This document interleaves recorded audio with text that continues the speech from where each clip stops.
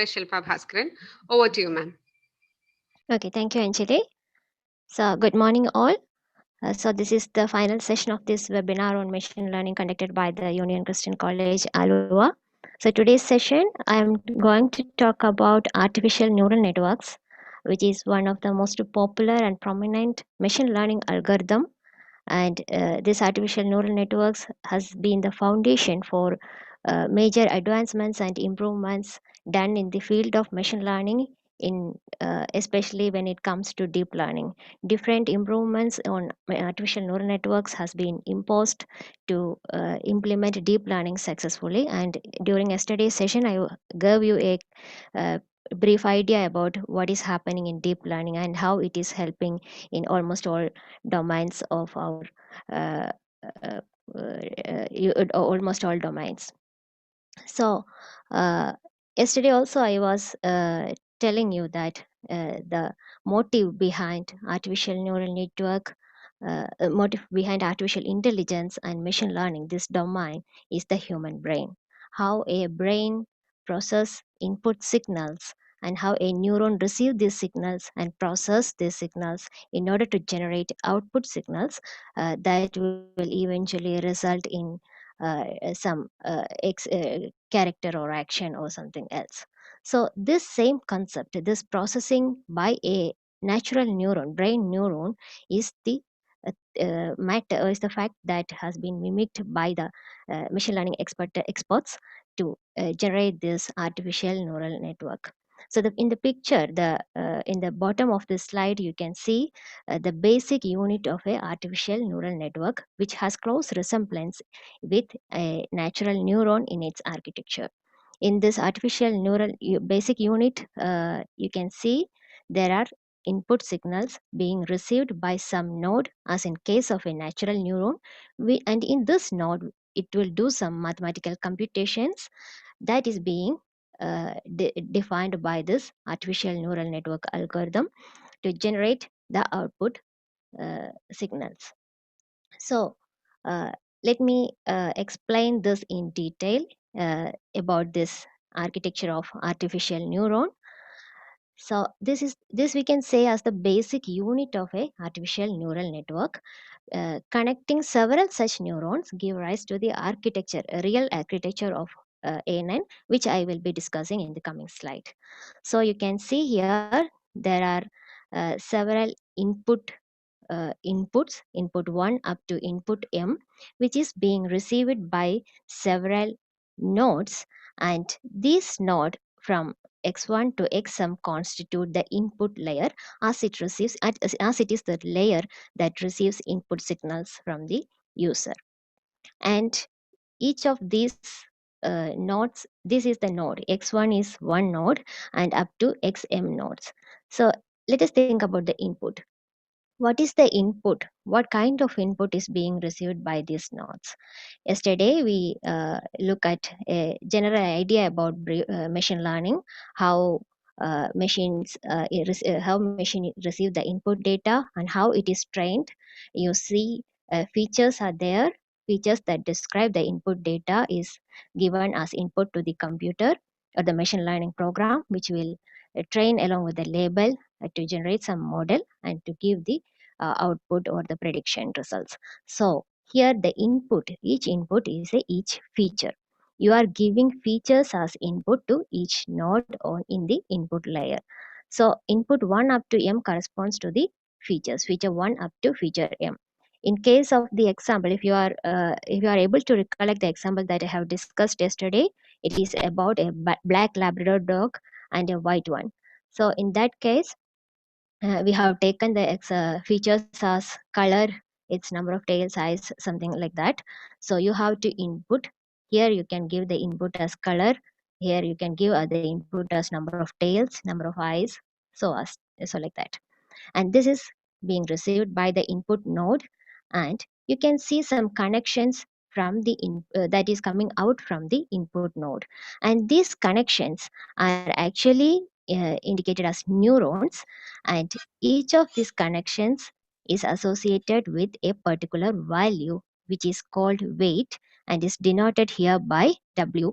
the letter W. And since we have M nodes, M input nodes, you have M connections and also M weights correspondingly. So hope it is clear. These weights are actually values, just numbers that denotes how significant the neuron is. If W1 is the most significant most highest value, that indicates that this neuron, that the neuron that is coming out from X1 node is the most significant neuron. That means the feature which is given as input 1 is the most significant feature here. In our Labrador example discussed yesterday, you see that it was the color that discriminates between a white lab and a black lab. So that means color is the most significant feature there. So if you are giving color as input 1, then this connection that is indicated by W1 will be having the highest value. So that is the significance of weights. And how this weights is decided. When you run a machine learning program that implement artificial neural network as the algorithm, the weights are initialized randomly at the beginning, and later on these weights are modified that we can look later. So let now I wish you to understand the basic architecture of a basic unit in this network. Let me tell you this again. These are the inputs. Inputs are the features which are received by the node in the input layer, each node in the input layer, which will pass this information, this feature, up to another node along with the and with a weight value. And this weight indicates how significant one particular neuron is. And these weights are initialized randomly when we run a machine learning program implementing neural network. And all these values, these input values and the weights are received by this node, which will do some computations and it generate an output. So now let's see what are the uh, computations, mathematical computations that is happening within this node. So here I am giving only two nodes for simplicity, making it simple. X1 as the input node, X2 is another input node. Each node is associated with a weight. Here it is indicated as W. For making it more clear, let's consider this is that the weight coming out from X1 node is W1 and X2 as W2.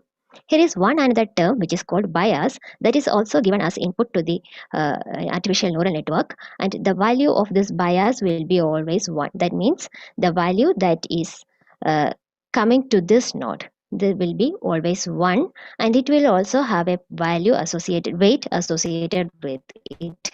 Why this bias is used, that if somehow when we extract the feature, if the input features, input nodes become 0, values of the input node become 0, uh, then also we have to do some computations behind it in order to predict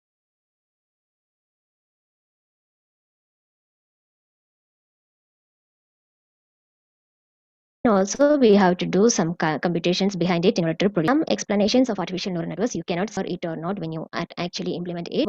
This X1 has a weight associated with it, X2 has a weight associated with it, and bias also has a value as a weight associated with it. What is happening is you have to multiply the input with the weight. That means X1 will be multiplied with its own weight value, and X2 will also be multiplied with its own weight value, and this bias will also be multiplied with the weight value, and then we have to sum all of these. That means, to make it more clear, X1 into W1 plus X2 into W2 plus B, the bias, into WB. WB is the weight associated with the bias node. So this value is given to this node to produce a sum. Now, this sum is passed through one another function which is called as the activation function, which is a non-linear function. In the previous session of SVM, you So what is linear and non-linear? This non-linear function is able to handle non-linear data, which is the normal normally the data will be non-linear. Data that we want to analyze will be non-linear, and that is why we are passing it to a activation function. This is also a mathematical function, and there are different types of mathematical activation functions, say sigmoid, tanh, softmax, etc. And in case of artificial neural network, the most used one is the sigmoid. And when it comes to deep learning, this sigmoid is replaced by the ReLU, and ReLU, rectified linear unit. I am not going to cover it in this session. Now let us see about this activation function or the sigmoid function. The purpose of this activation function is to normalize the output values. That means the sum we have obtained here has to be simplified to some range that we are able to handle. That is, when we apply sigmoid activation function, which is calculated using this mathematical equation, which will produce the output in the range 0 to 1.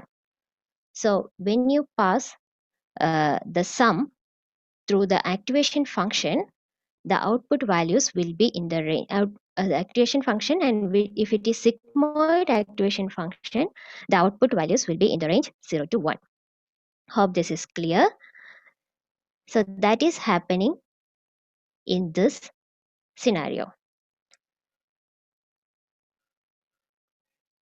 So let me give you an animation of what is happening here. You have the input layer with input values with the corresponding weights here, W1 up to corresponding number of inputs, and each one will be multiplied and then multiplied with its own input value. Then all these values will be summed up here along with the bias multiplied by its own weight, and this value will be given to an activation function which will generate some output. So the output will be in the range 0 to 1. This is quite useful because if the value is in the range 0 to 1, that indicates some probability measures can be introduced into it. So we can say that it is 99% Toby. We can conclude that it is 99% Jack or something like that. So that is about the mathematics or the operations in a neural network. So right now I was giving you a picture of the basic unit of a neural network. When we connect several such neurons, it is called artificial neural network. That means a collection of artificial neurons. Here 3 layers will be there, which is the input layer that receives the input signals, and a hidden layer will be there, and an output layer will also be there. And what is happening inside this hidden layer is actually hidden to the user. That is why it's called as hidden layer. A user normally give the input and receives the output. He or she doesn't know what is happening inside this hidden layer. Inside this hidden layer, it is the machine learning algorithm that actually works. Say one example.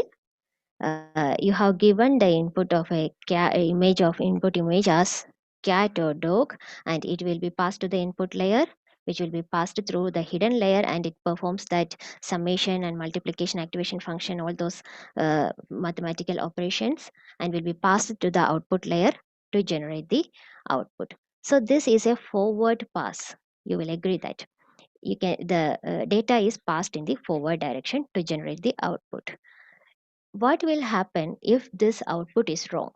Yesterday, while defining machine learning, I quoted one statement from Tom Michel. He was explaining that machine learning actually automatically improves its learning, its performance via learning, right? So if it is wrong, you have to train it again. Artificial neural network explains through a process called backward propagation. So we have seen what forward propagation is. Forward propagation means the input values are given to the input node, which undergoes some computations to produce the output result. And in the forward pass, this output, if it is not the desired output, it will find the difference between the desired output and the obtained output. And this difference, which we can call as error, is propagated back through the neural network to modify some values within this network. Can you say which value we can modify? In this neural network, there are two values that we are going to compute, that is the input value and the weight. Can we modify the input value? Can someone unmute yourself and give me a response so that I'm sure that my network is stable? Yes, ma'am, we can modify the input values. Can You you can hear me? modify. Uh, Input is based on the image, right? The data that you are giving. Maybe it's image or text or something else. The input is the feature that is extracted from the input data. The Okay. other value that is in the neural network is the weight. And I have told you Yes, that we are we giving the weight randomly. okay. So we can We actually can modify the modify weight. weight. Okay.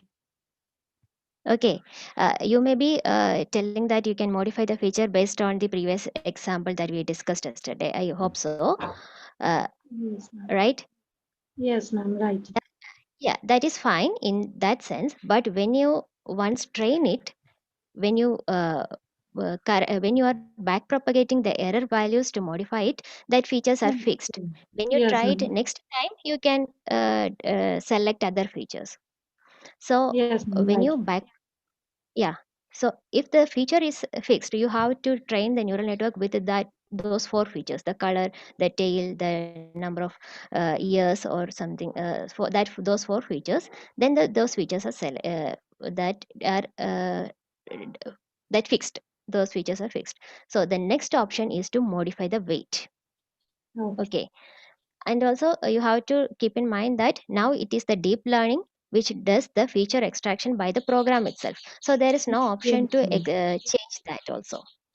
Yes, So ma'am. the only option is to modify the weight. So we can modify the weight and do the previous calculations, that is the input into weight again, which is passing through the which is summed up and again passing through the activation. This activation function is also fixed one. So to generate the output and checking the error values and again propagating it back. That is what, sorry, okay, that is what happening in the backward propagation. So while in forward propagation, we apply a set of weights to the input data and calculate the output. In backward propagation, we measure the error of that output with our desired output and adjust the weight values accordingly. And our aim is to decrease the error. When we are attending an exam, our aim will be to decrease the number of mistakes. The same thing here, we have to decrease the error. So a neural network contains neural network is subjected to two passes, two propagations, that is the forward propagation and the backward propagation, that makes its significant an algorithm. That is where there is scope for improving the performance. Through this backward propagation, there is a scope for improving the performance. So you have to modify the weights and you are doing this forward propagation again, checking the output, calculating the error, then if it is the error is not minimized or it is not up to the desired compromise, then you are propagating it back again modifying the weights, again forward propagation, and this will be continued until the machine is learned well. And this process is training that we have discussed yesterday. So in artificial neural network, training means the continuous adjustments of weights based on the error in the output. And the process in which this error is propagated back to make the adjustment in the weight values is called as back propagation. And this learning will continue until the mistake is low. Hope this concept is clear. So is it clear for all? Anyone Yes, can ma'am. Yes, respond. ma'am. Okay, fine. So now let us explain this in terms of mathematical notations. X is the input. I am not considering all the input nodes. I am just taking one input node, that is X, and W be the weight. Consider like that. And the first step, can you tell me what is the first step to do?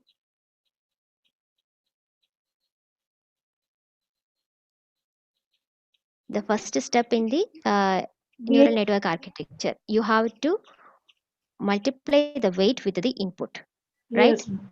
Hope Yes, you remember. yes, ma'am. This is okay. You have to multiply the input with the weight, that is X into W. And now what happens? You will get an output, say for example Y, and this Y is sent to calculate the error. If the desired output is Y dash, let us denote it by Y dash, then we can say that the error is the difference between the desired output and the obtained output, that is Y. This is how error is calculated. But when it comes to mathematically, there are some functions to calculate this error, mathematical functions, and that is mathematical functions is called as error function or the cost function. uh, some example like mean squared error, these kinds of mathematical functions are used for calculating error. But for simplicity, I am expressing that you have to just take the difference between the desired output and the actual output. When it comes to practical side, this is not the function that you are used. Sometimes you have to use the mean squared error, that means y minus y dash the whole square or something like that. So error is calculated, and this is the forward pass. This is what happens in the forward pass. Now, what is the aim? You have to minimize error. In order to minimize error, you have to modify the W, that is the weight, for getting a better value for W, so that our output will be closer to the desired output, that is Y will be closer to the Y dash value. There are cases that the best result is obtained when the obtained output is the same as the desired output, right? So y equal to y dash is the best result. But since this is computationally done, it is not the human brain that is involved, we cannot assure that. So there may not be the pure cases of y where it becomes equal to y dash. We are trying to make it close as possible. That is the objective. And this minimization of error by modifying the weight value constitute the backward pass. Hope this flowchart is clear. Now, there are some algorithms, mathematical, that is where mathematics comes in between. Algorithms to do all this process, that means the adjusting the weight based on the error. And the algorithm used to by the artificial neural network for minimizing the error is called gradient descent. As life science students, I suggest you have to keep this concept and this name of the algorithm in mind. Gradient descent is the algorithm which is used to minimize the error obtained from the forward propagation of a artificial neural network. So it can be called, the gradient descent can be called as an optimization algorithm used in artificial neural network. One optimization algorithm you have discussed in the morning session, I think, that is the support vector machine. And the gradient descent algorithm helps to optimize the weight values in order to reduce the error to the possible value. And for minimizing the error, there are separate functions, that is the error function, that is called as the error function, or sometimes it is called as the cost function, which aims to minimize the error value. And for minimizing the error value and for finding the new values for weight, there are a lot of mathematical computations happening behind. I am not going to cover those mathematical concepts in this mathematical steps in this session, as it is mainly intended for life science students. It includes finding out partial derivatives, and a lot of steps are there to modify the weights based on the minimized error value. How to find there are equations for finding the new value for weight. I'm not going to cover. Just you have to just keep in mind that this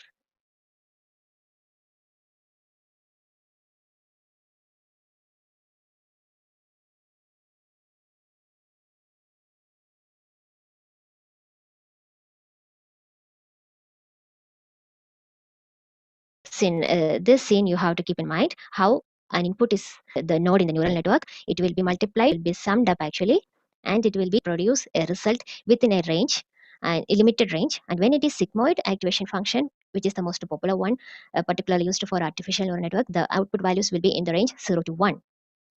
And based on that output, we have to calculate the error using error function, and we have to, the aim is to minimize the error, and for minimizing the error you have to use another algorithm, which is the gradient descent algorithm. And there is no need to worry on how to implement this algorithm when you do it practically. There are specific functions. You have to just call those functions, even if you are using Python or R or Java or something else for this machine learning process, machine learning implementation. You have to just call the function and then run this, run the program. No need to write down all the steps. There are defined functions for that, built-in functions. So I hope these things are clear. Now it's a simple task for you. See, these are, I am giving this input values 0, 1, 2, and 3 as the input values to an artificial neural network, and my desired output, target output is actually 0, 2, 4, 6. That means if 0 is giving us the input, 0 should be obtained. If 1 is giving, 2 should be obtained. This is a random choice. I am just giving an example. So let us see how the weights are modified based on this input and target output. I suggest you to think along with me when I proceed with the slides. So for the time being, let's give W is equal to 3. All the weight values. You know that each input value is associated with each separate weight values. So let's make it uniform to avoid complications. Let's give W equal to 3 and bias let it be 0 for this time to avoid that. So there is no need for calculating bias at this time. Now let's compute the prediction. How can you compute? You have to compute input into weight. In the final phase, you have to sum it in order to pass to the next layer.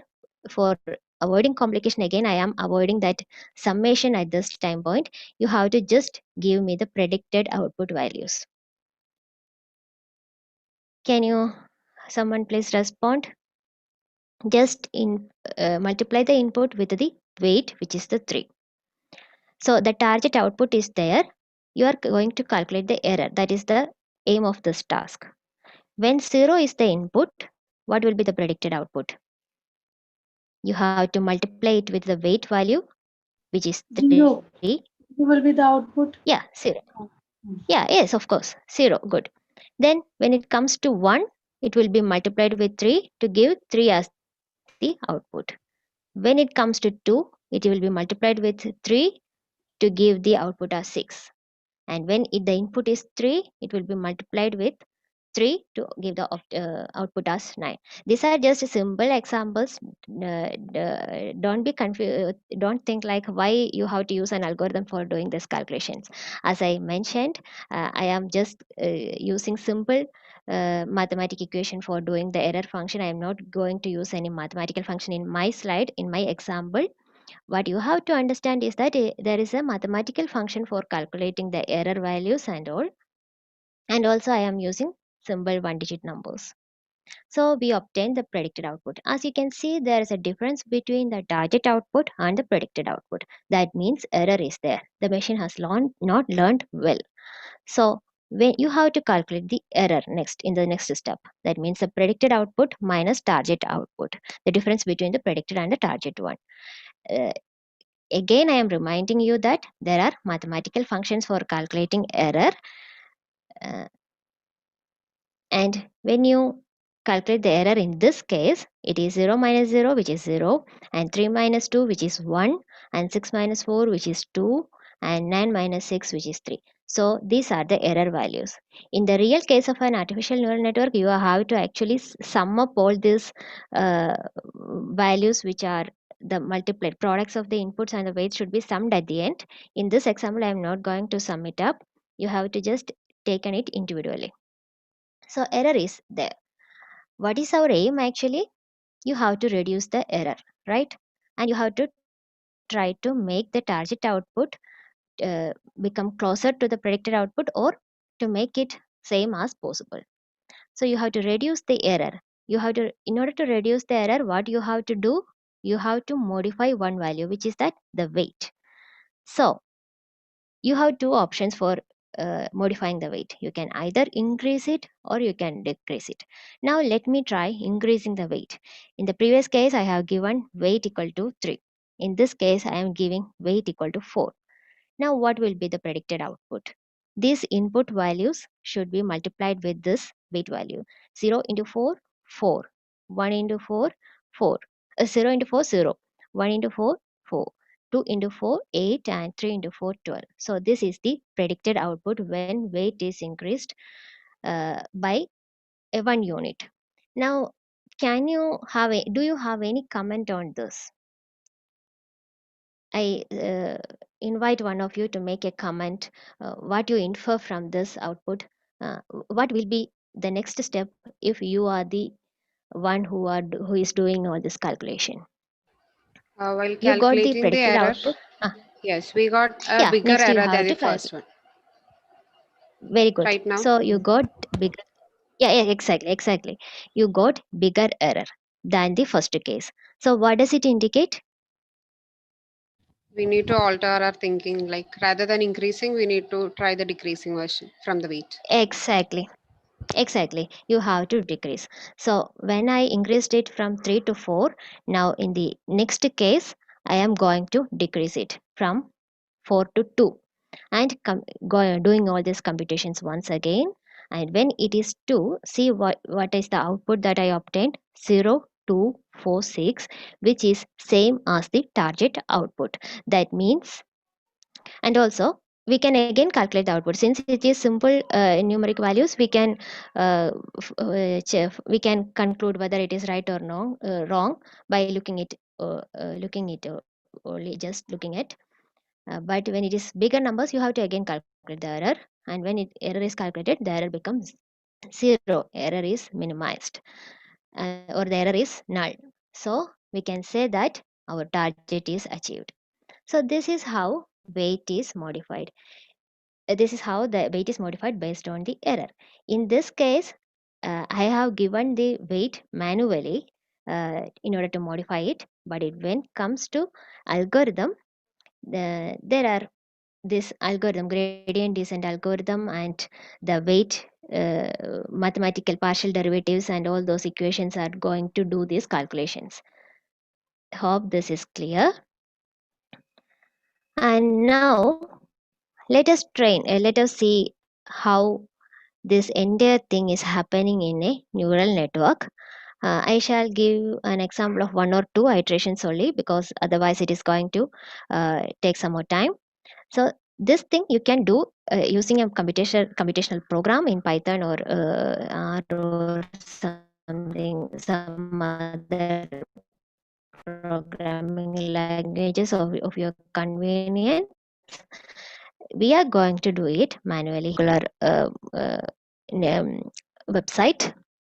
So here you are given some input data. The network is trained with some input data and the output. The output, there is another term I have introduced you for this output, that is the label. Okay, keep that in mind. And label is sometimes also called as class in machine learning algorithms, class or label. So when x0 or 0 is given as the input, the output should be 0. If 0 is, there are two input nodes. If 0 and 1 are given, then 1 should be the output. If 1 and 0, 1. This is actually a XOR gate, the function of an XOR gate. So I have trained this neural network with this data. Now, let me take the example of this last row. When 1 and 1 are given as the input values to the input node, the target output is 0. Okay. Now let us see how all these computations are happening in this inside this neural network. So as I said initially, the weights are assigned randomly. I am giving some values randomly: 0 0.8, 0 0.4, 0 0.3, and 0 0.2, 0 0.9, 0 0.5. from each in the hidden layer there are 3 nodes, and the number of nodes in the hidden layer, it is up to you. You can set that before running the machine learning program, the number of nodes in the hidden layer.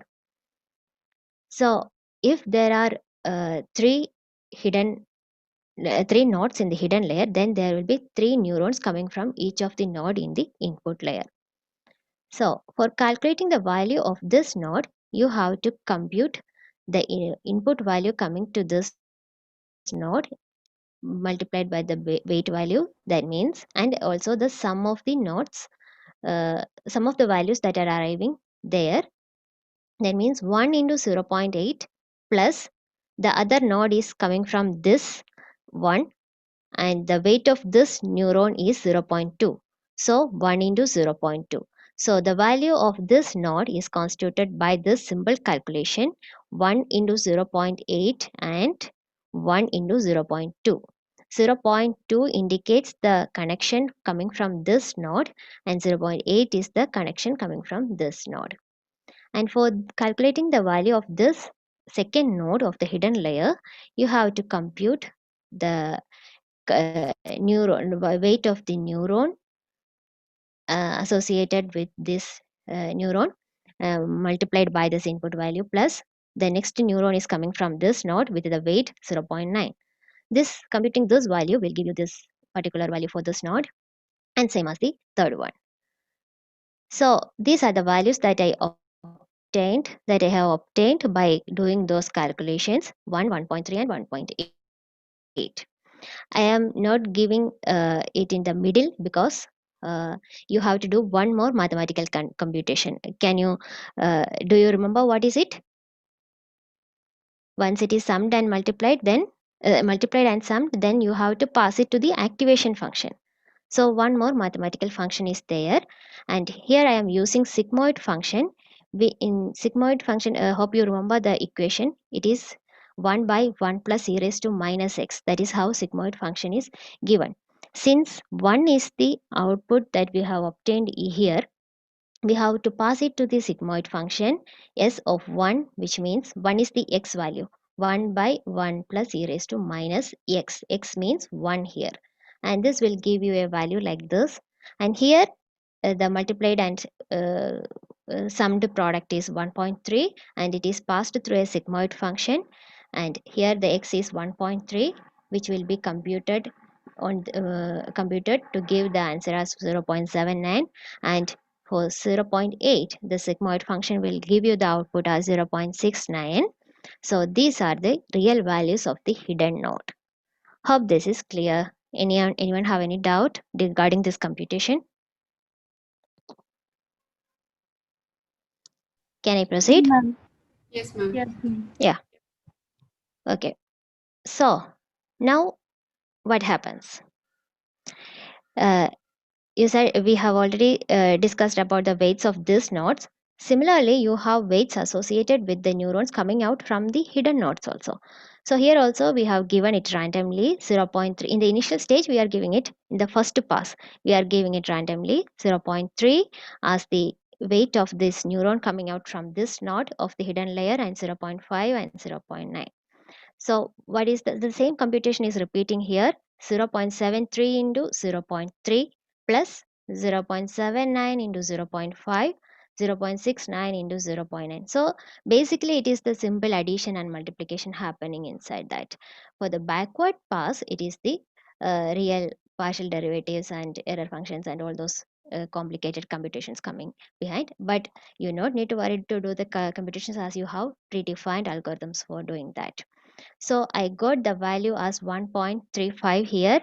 Again, it should be passed through the activation function, which gave the result as 0.77. So I got the output as 0.77. Do you remember what was the desired output? It was 0. When 1 and 1 are given as output, the target output was 0. 0 should be obtained. But for while I trained it once, I got the calculated output as 0.77. That means there is an error. The target output is different from the calculated one. So when I calculated the error, I got the value like minus 0.77, which indicates that the target is not achieved. So I have to modify the weights and repeats the procedure again. And for modifying the weights, you have to do the backward propagation. This time I am eliminating those calculations and just giving some new values to the weight function. Think that it is obtained computationally, these weight values, based on by using the mathematical partial derivative functions and all. So again, I am applying these weight values. The new modified weight is 0.712, which is less than 0.8. So this is how the modified values are implemented. Again, doing the same procedure again, multiplied, then summed up, and again multiplied with the nodes that is coming, output that is passed out from the hidden layer is also multiplied with its corresponding weights and summed up to get the output at the final output layer. And now you can see that the target is 0, but the calculated one is 0.69, while in the previous case, the calculated output was 0.77, which means that error is reduced. So the training is, this process is repeat. This is the iteration 2 that you have to notice. This is iteration 2, that means the epoch 2.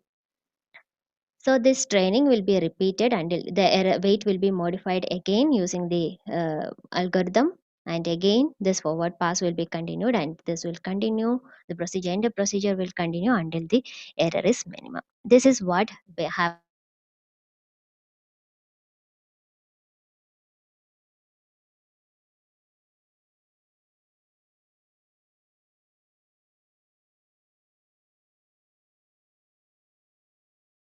happens in a artificial neural network. I was introduced it manually by the user. While in case and in case of artificial neural network, there will be one or two hidden layers. While when we are implementing deep learning in an artificial neural network, there will be multiple hidden layers. So that is the difference between an artificial neural, one basic difference between an artificial neural network and a deep neural network. When we wish to implement deep learning in artificial neural network, you have to increase the number of hidden layers. In machine learning, it will be just one or two hidden layers is fine to give the desired performance. But when it comes to deep learning, you have to increase the number of hidden layers where the features are extracted by the program itself. So here is a complete chart or the complete list of neural networks. There are, as I mentioned in the beginning of the session, there are different types of artificial neural networks, particularly with the emergence of deep learning. So many improved algorithms have been proposed in order to handle huge amount of heterogeneous data, and most of them are basically using the neural network architecture. So just look at this picture in the right side of your screen. You can see the first one is the perceptron, which I explained you as the basic unit of an artificial neural network. That is the perceptron, which is the first proposed artificial neural, which is considered as the first proposed artificial neural network. So all other neural networks are there, and here is the in the second column you can see recurrent neural network. Yesterday someone was asking about how the sequences, which algorithm is best used for biological sequences, and I was telling that there are particular algorithms for it has been devised for the biological sequences or the sequence data, and recurrent neural network is one among them, which is also seen here. And the other important one is the convolutional neural network. That is another most popular one, as artificial neural network is considered as the most popular machine learning algorithm. Deep convolutional neural network is considered as the popular algorithm in case of when it comes to deep learning. So that is about neural networks and its architecture and the computations happening inside it. Now let us check some applications. Regarding when coming to applications, I have already given a lot of applications in the yesterday's session. in case of genomics in gene finding, then proteomics, systems biology, computer aided drug design, synthetic biology, and all those applications comes within artificial neural network also. There are certain studies use artificial neural networks for all those applications. So, some is also listed here. So yesterday, since I have explained in two or more slides, I'm not going to read it once again. So it is up to you to decide which algorithm is should be used for your particular application. But considering the most popular, that means in almost all cases of all domains, this artificial neural networks have a particular role, significant role, as it gives some better results with better accuracy. So that's all about artificial neural networks. Thank you. Thank you so much, ma'am. That was really a wonderful session and a very informative one indeed. Thank you so much. Thank you. Participants, you may ask your questions and queries right now. Hello, ma'am. Yeah, yes. I would like to ask, you have mentioned about ANN and CNN, right? So I Yeah. have a doubt about RNN, like recurrent neural network. What is the difference between these three? That is the process running behind, basic process running behind this network that makes it different. For convolutional neural network, you are using one process called convolution for doing the primarily feature extraction process. For the feature extraction, you are using an image processing technique, which is the convolution. That is the mathematical functions behind it that makes us different. While in case of recurrent neural network, you are not going to use any convolution process because there it is specifically designed for the sequence data. There are some other mathematical functions for deriving the features from the sequence data. That makes the difference. Convolutional neural network is particularly used for image data, and the other one is designed for sequence data. Thank you. Okay. Anybody else have any questions?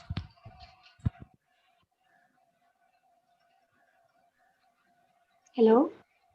Yeah, hello. Hello, ma'am. I want to ask that in artificial intelligence, we want to know the difference between artificial intelligence and the other things we use in bioinformatics. Just like in bioinformatics, we have to given the features of genes or sequence or what kind of sequence available.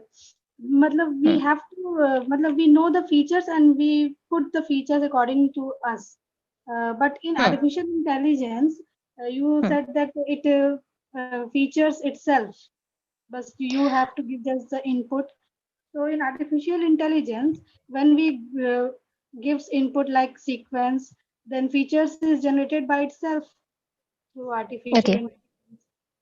Okay, I have to make some one correction. It is not not about artificial intelligence where you have to where the features are extracted manually. I was talking about deep learning, which is the most advanced concept of machine learning, not about artificial intelligence. If you have attended yesterday's session, you might be able to understand what is the difference between artificial intelligence and machine learning. Artificial intelligence is actually the bigger concept; it's a bigger domain where machine learning falls as a subset.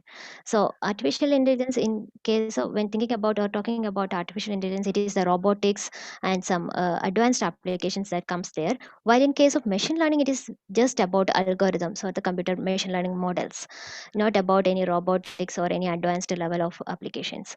So that is about the difference between artificial intelligence and machine learning. And what you were talking about is deep learning. In deep learning, you need not to extract the features by yourself. Traditionally, we have to we have to give the features as the input along with the input image data or the sequence data or whatever it is. You have to decide, the user has to decide what should be the features depending upon his or her application or the problem that he is handling with. She has to decide what is which are the features that you have to choose. and you have to give it Artificial as intelligence. extract it, and you have to give it as the input to the neural network. But when it comes to deep learning, you need not to worry about which features you have to extract. The machine Okay. learning algorithm itself will do that feature extraction part. So what you have to do is just to give the input, see the program running and giving you the output. So what I was talking about is deep learning and machine learning, not artificial intelligence. Is it clear? Okay. Yes, ma'am. Okay. Thank you, ma'am. Have any questions? Okay.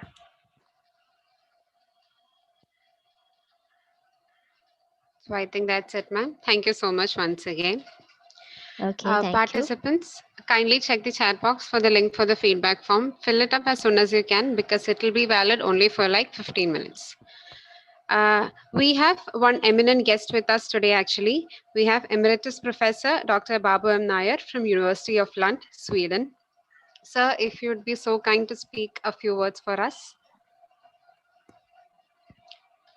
Hello, sir. Unmute. Okay, good morning. Good morning, everyone. I'm. It's mainly to connect with Trivandrum and India and listen to a little bit of English and something like that. I connected this to, and yeah, it is nice to be with you. I learned a little bit. I mean, I have used this neural network and all many years ago. I think it is 16 years ago when we were trying to design an instrument to uh, check the seeds, quality of seeds, so separate oats from other materials. I mean, any foreign matter, and it was nice to come back and see how it has progressed so much. I enjoyed listening to you, both of you, and So we got a surprise guest. It was a surprise entry, sir. yeah, yeah. I, I, I take I took a chance to connect myself to the future. That is all. Okay, fine, sir. Thank you for being with us, Yeah, thank you very Thank much. Vipin. Thank you very much. I I liked it very much to listen to. Uh, yeah, it is. Yeah, sure. It's good. Thank you very much. Bye. Thank you, It, sir. it is quite early in the morning for me. It is almost. I got up 6:30 to start listening. That is why I didn't connect myself by video and audio and all. Oraka- Rakapich. yeah, oraka pichila. Thank you, Yeah, sir. I was thinking when you were coming for the online meeting from DCB, you prompt us to open the video. Yeah, that's I was looking whether your video is on. Why, and I was wondering why your video is not open. Yeah, I am still in my night dress. That is why. Okay, sir. Okay, fine. Okay. Okay. Thank you very So, much. Yeah. Shilpa, there is a Yeah. question in the chat box for you, I think. Okay. Okay. In ANN, that is the same one who asked. Okay. In ANN, I think uh, Chantini is asking again. Uh, I think the same question I have answered, and if Okay, she then is no not problem. clear, let me explain it again. You have to get the features.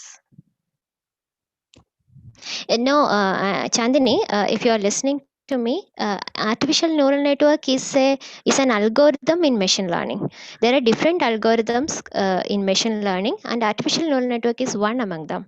If you have attended the previous sessions, you might have been introduced with genetic algorithms, which is one kind of algorithm.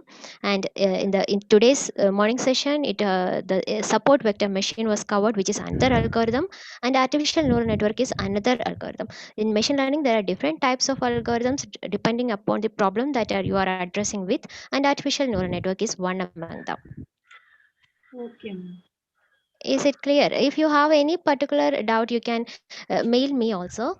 Okay. You can, or you have any, I think your voice seems to be you are still confused. No, ma'am. It's okay. You can mail me. I can give my mail ID here. Okay, okay, ma'am.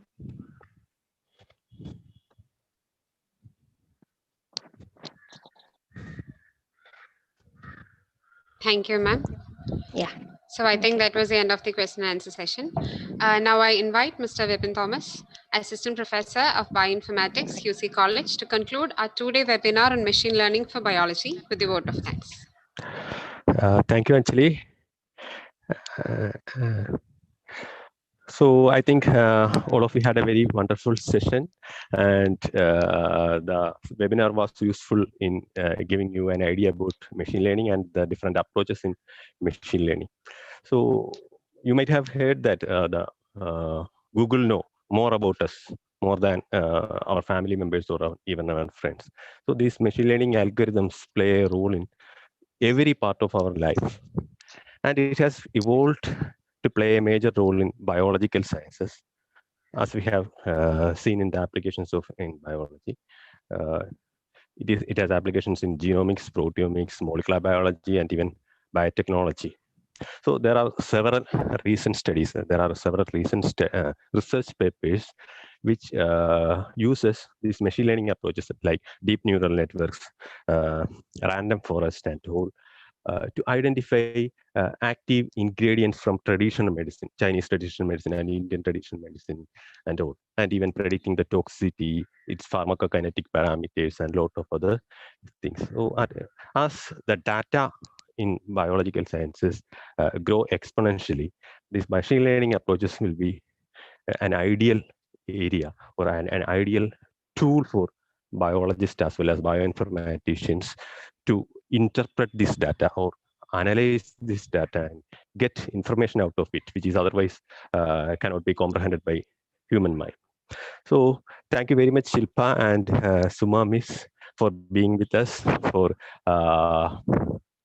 giving us an You are introduction welcome, to teacher. these machine learning approaches. And thanks for accepting our invitation to be the resource persons here. Most welcome. We are also Uh, thankful to you. thank you. Thank you, Vipin, for the opportunity. Thank you, Miss. So I would like to also thank Shyam Sir and other faculty members for their support and to conduct this seminar in a fruitful way. And then comes the real stars of the event, my students, who played a major role in conducting this seminar. I thank Anjali, who has compiled the sessions, and I thank Shreya, who is an MSc student, who hosted this session and done all the works behind. Then I would also thank others who played a role in designing the flyer and helping with the seminar. And finally, I would thank all the participants who joined us, Babu sir